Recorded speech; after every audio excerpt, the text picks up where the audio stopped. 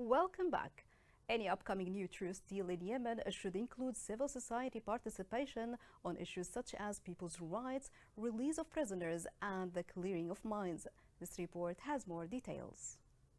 Human Rights Watch stated that the Saudi and Houthi talks for a new ceasefire in Yemen offer a chance to include accountability and monitoring systems, which are crucial for defending Yemeni's fundamental rights.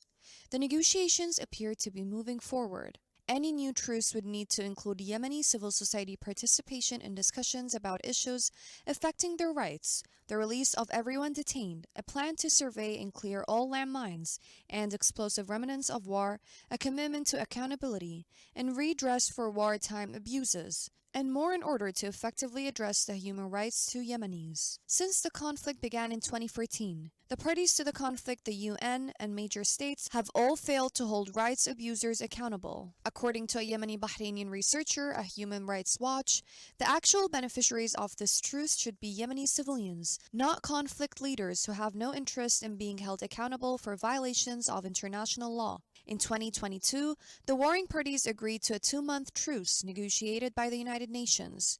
It included an agreement to halt all offensive military activities, as well as to allow fuel ships to access Hodeidah ports and to resume commercial flights from Sana'a International Airport. The truce was renewed twice and ended in October. And despite the truce, violations continued, and key provisions to protect civilians were not included. Although there was a reduction in civilian casualties and the reopening of Sana'a Airport for commercial flights, civilian harm persisted during the ceasefire. According to data from the Civilian Impact Monitoring Project, there were approximately 938 civilian casualties throughout the 6-month truce period. On the other hand, the large number of civilian casualties may indicate that warring sides were not taking necessary precautions when they should not have been fighting at all. Violence against aid workers and facilities surged by 40% in 3 months following the start of the truce compared to the previous 3 months. The conflict in Yemen destroyed everything in the country, including the infrastructure,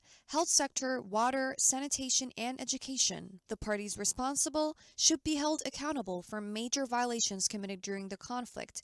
It's vital for a new truce to include Yemeni civil society actors on key topics, including the rights of women and minority groups, in order to maintain people's rights in Yemen.